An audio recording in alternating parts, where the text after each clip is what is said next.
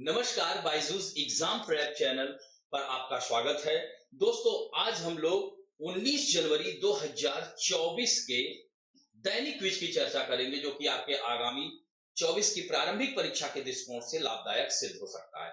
दोस्तों, इस प्रश्नों को शुरू करने से पहले महत्वपूर्ण सूचना यह है कि अगर आप यूपीएससी एक बार में क्रैक करना चाहते हैं, तो आप लोग हमारे यहाँ इस जो वीडियो है इसके नीचे डिस्क्रिप्शन बॉक्स में गूगल फॉर्म दिया गया है लिंक पर, वहां जाकर के अपनी जानकारी साझा करें और इस तरह से आपको 1 बाय 1 काउंसलिंग सेशन आयोजित किया जाएगा, जिससे कि आप आसानी से यूपीएससी को क्रैक कर सकते हैं। तो प्लीज आप लोग इसमें ज्यादा से ज्यादा भाग लें। और दोस्तों, अभी तक हमारे इस चैनल को अगर आपने लाइक नहीं किया है, सब्सक्राइब नहीं किया है, तो प्लीज लाइक, शेयर, सब्सक्राइब और कमेंट जरूर करें। आइए अब बढ़ते हैं पहले प्रश्न की ओर। निम्नलिखित कथनों पर विचार करें। एसबीआई ने हाल ही में 81 बॉन्ड जारी किया, जिन्हें टीयर 1 कैपिटल का हिस्सा माना जाता है। दूसरा कथन है, एक बैंक की कुल पूंजी टीयर 1 और टीयर 2 पूंजी का कुल योग है। तीसरा है, भारत में अभी तक किसी भी बैंक ने टीयर 2 बॉन्ड जारी नहीं किया है।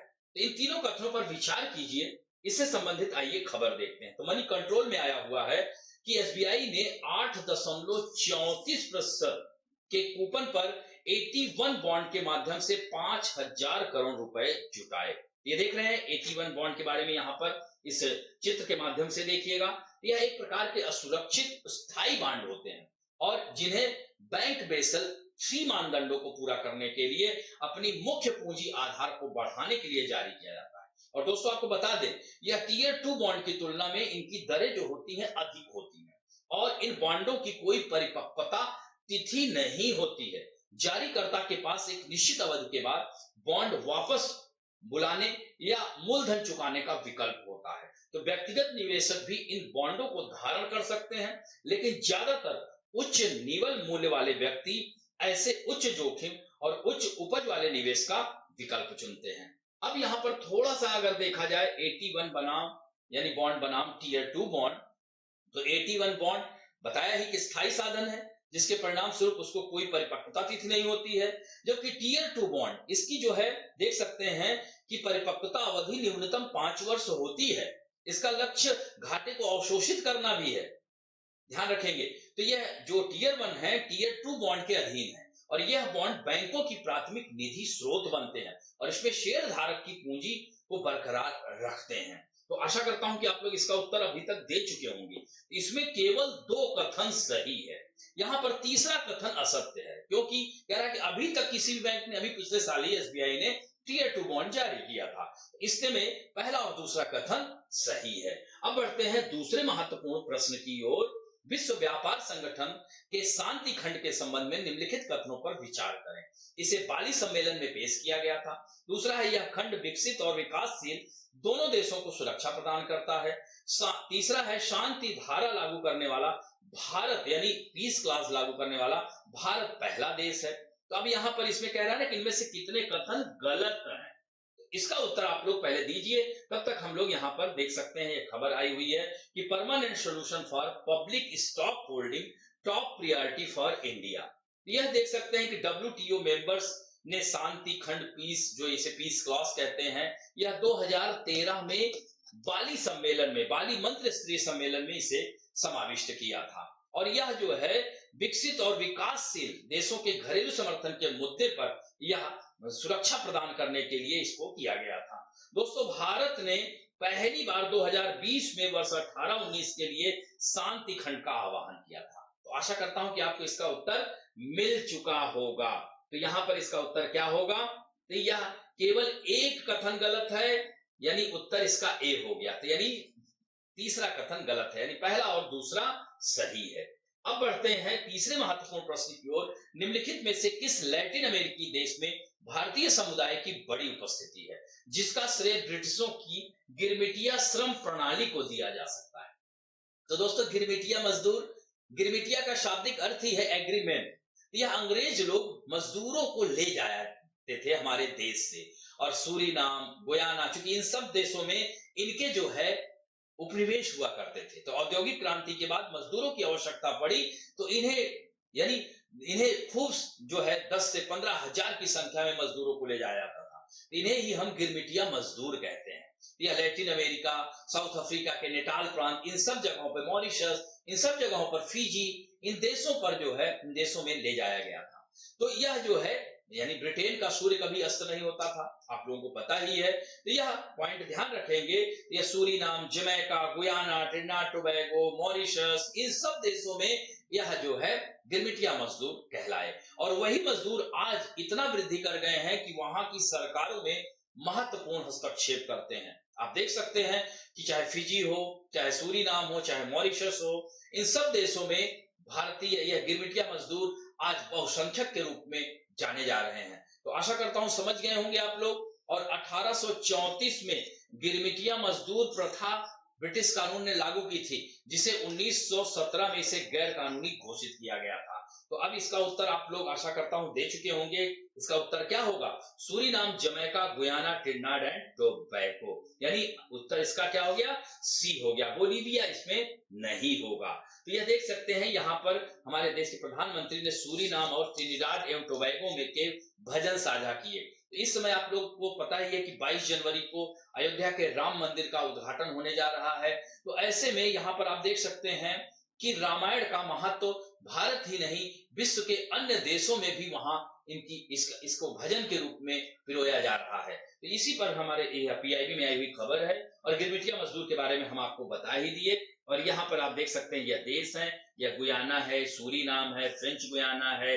तो यहाँ पर यह सब मजदूर के रूप में गिरमिटिया मजदूर आए थे। इस तरह से आप देख सकते हैं, यह मॉरिशस मैंने बताया था, Malaya, Reunion, Natal, South Africa में है, French Guiana, Suriname, British Guiana, Trinidad Tobago, इन सब देशों में, जमैका, इन सब देशों में यह इंडियंस को ले जाया गया था। तो आगे हम बढ़ते हैं अगले प्रश्न की ओर, चौथे प्रश्न की ओर। भारत का आरसीईपी छोड़ने का निर्णय निम्न पर आधारित था, यानी सस्ते आयात की अधिकता को लेकर चिंता।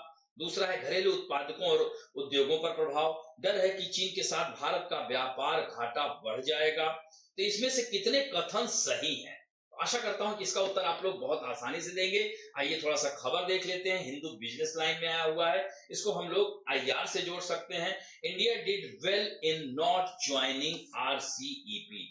तो यह देख सकते हैं आरसीईपी के देश हैं, south Korea, Japan, Myanmar, Vietnam, Philippines, यानी आसियान देश हैं। ये सब इसके जो है ध्यान रखेंगे। और न्यूजीलैंड, ऑस्ट्रेलिया, ये सारे देश भी इसी के अंतर्गत आते हैं। तो अस्तित्व में आने के बाद से 2 वर्षों में आरसीईपी ने अन्य सदस्य देशों की तुलना में चीन को कहीं अधिक लाभ पहुंचाया था। यानी भारत का डिसीजन एकदम सही था जो आरसीईपी में ज्वाइन नहीं किया, क्योंकि इसमें चीन को ज्यादा लाभ मिल रहा है। और यह 2019 को बैंकॉक में तीसरे क्षेत्रीय व्यापक आर्थिक भागीदारी शिखर सम्मेलन में भारत ने दुनिया के सबसे बड़े क्षेत्रीय मुक्त व्यापार समझौते में से एक से हटने का फैसला, तो भारत इससे हटा और यह फैसला बहुत ही अच्छा था, क्योंकि अभी देखा जा रहा है तो चीन को ज्यादा लाभ मिल रहा है और भारत की जो चिंता थी वही बात सामने आ रही है। और दोस्तों आपको बता दें कि आरसीईपी एशिया प्रशांत क्षेत्र के 15 देशों के बीच एक एफटीए है, जिसमें चीन है, जापान है, साउथ कोरिया है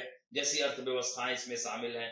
तो कुल मिलाकर वैश्विक सकल घरेलू उत्पाद और जनसंख्या का लगभग 30% प्रतिनिधित्व यह करते हैं। तो आशा करता हूं कि इसका उत्तर आप लोगों को मिल गया होगा। इसमें तीनों कथन सही है, अतः उत्तर क्या हो गया? सी हो गया।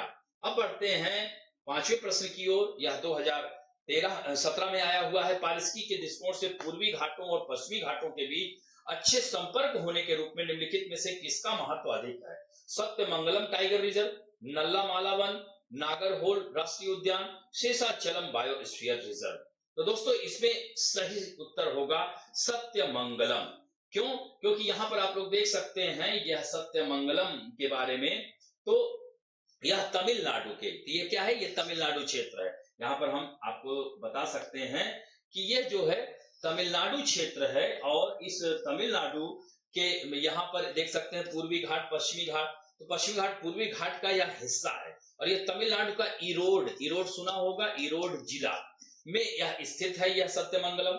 और यह जो है सत्यमंगलम वन श्रेणी नीलगिरी जैव आरक्षित क्षेत्र में एक महत्वपूर्ण वन्य जीव। तो नीलगिरी आपको पता ही है कर्नाटक, केरल और तमिलनाडु, और नीलगिरी क्या है?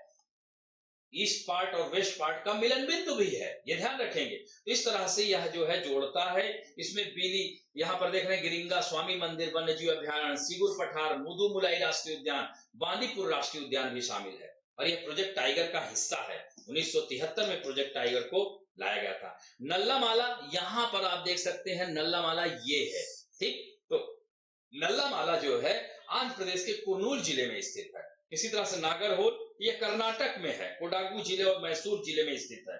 इसी तरह से शेषाचलम यह बायोस्फीयर रिजर्व भी है। शेषाचलम यहाँ पर आप देख सकते हैं, ये दे रहा है, यहाँ आंध्र प्रदेश में अवस्थित है। यह जैव मंडल आरक्षित क्षेत्र है, ठीक। तो इसे भी ध्यान रखेंगे। अब बढ़ते हैं आज का तथ्य में, ग्रीन वॉशिंग। तो ASCI releases final guideline to prevent green washing in ads. तो ठीक है, यहाँ पर ऐड वगैरह में जो दिए जाते हैं, आप देख सकते हैं भ्रामक प्रचार जो ऐड में दिए जाते हैं, तो यह देख सकते हैं उसी पर है। तो इसमें हम लोग चर्चा करेंगे कि यह ग्रीन वॉशिंग है क्या। तो यहाँ पर देख सकते हैं, पहले खबर के माध्यम से देखें तो ASCI ने विज्ञापनों में ग्रीन वॉशिंग को रोकने के लिए अंतिम दिशा निर्देश जारी किए। तो भारतीय विज्ञापन मानक परिषद, यानी जिन्हें ASCI कहते हैं, विज्ञापनों में ब्रांडों द्वारा पर्यावरण संबंधी भ्रामक या अप्रमाणित दावों को रोकने के लिए दिशा निर्देशों को अंतिम रूप दे दिया है। और 15 फरवरी से यह गाइडलाइन जारी कर दी जाएंगी, यानी लागू कर दी जाएंगी। यानी पर्यावरण अनुकूल, ग्रह अनुकूल, टिकाऊ जैसे पूर्ण दावों को विश्वसनीय मान्यता द्वारा समर्थित मजबूत डेटा के साथ प्रमाणित किया जाना चाहिए। इस तरह से आप किसी को भ्रामक शब्दों का प्रयोग करके आप अपने उत्पाद नहीं बेच सकते। तो यह पर्यावरणवादी वेस्टरवेल्ड ने 1986 के निबंध में फिजी की पूर्व यात्रा के बारे में ग्रीन वॉशिंग शब्द को दिया था। तो ग्रीन वॉशिंग शब्द का मतलब ही होता है ग्राहकों को धोखे से या विश्वास दिलाना कि वे किसी खास उत्पाद से पृथ्वी को हरा भरा रखने में सहायता कर रहे हैं। दुनिया भर के व्यापार को ग्रीन वॉशिंग में शामिल होने के लिए जिम्मेदार ठहराया जा रहा है। तो ग्राहकों को खुद से यह जानना और पहचानना चाहिए कि उनके आसपास जो बिकने वाली विज्ञप्ति हो रहे उत्पाद क्या ग्रीन वॉशिंग के हैं। तो इस तरह से ग्रीन वॉशिंग को पहचानने के कुछ तरीके, जैसे प्रकृति की बहकाने वाली छवि। अब पता चला कि आपको प्राकृतिक हरा भरा, आप देखिए ना, कई बार आप होटल में जाते हैं, रेस्टोरेंट में, तो आजकल क्या है, प्लास्टिक की घासें हरी हरी दिखती है तो आप लोगों को लगता है इको फ्रेंडली है, जबकि उससे कोई फायदा नहीं होने वाला है। अगर वही नेचुरल प्राकृतिक वहां पर पौधे लगे होते तो आपको फायदेमंद होता। तो इस तरह से भ्रामक करते हैं कंपनियां, अक्सर ऐसे चित्र का इस्तेमाल करती हैं जो प्रकृति से जुड़े होते हैं, जिससे वह धोखे से साबित कर सके कि वह पर्यावरण के कितने करीब है। इसी तरह से ग्रीन शब्द के माध्यम से यह धोखा देते हैं। इसी तरह से फर्जी दावे, अस्पष्ट भाषा, जानकारी छिपाना, कार्बन ऑफसेटिंग, नकली प्रमाण पत्र, इन सब के माध्यम से यह ग्रीन वॉशिंग का प्रयोग करते हैं। तो आशा करता हूं ग्रीन वॉशिंग आप लोग समझ गए होंगे। तो दोस्तों फिर से आप लोगों को हम बता दें कि अगर यूपीएससी एक बार में क्रैक करना चाहते हैं तो गूगल फॉर्म जरूर भरें और 1 by 1 आपका काउंसलिंग सेशन आयोजित किया जाएगा। और इस तरह से आज का वीडियो यहीं पर हम समाप्त करते हैं। आशा करता हूं कि यह वीडियो आप लोगों को अच्छा लगा होगा। यदि अच्छा लगे तो प्लीज लाइक, शेयर, सब्सक्राइब और बेल आइकन दबाना ना भूलें। दोस्तों आज के लिए आप लोगों के लिए होमवर्क है, आपको बताना है लैटिन अमेरिका में कितने देश आते हैं, पहला प्रश्न। दूसरा महत्वपूर्ण प्रश्न है कि नेटाल प्रांत कहां है, नेटाल प्रांत कहां है, किस देश में अवस्थित है प्रांत। ठीक, इन दो प्रश्नों का उत्तर जरूर दीजिएगा। धन्यवाद।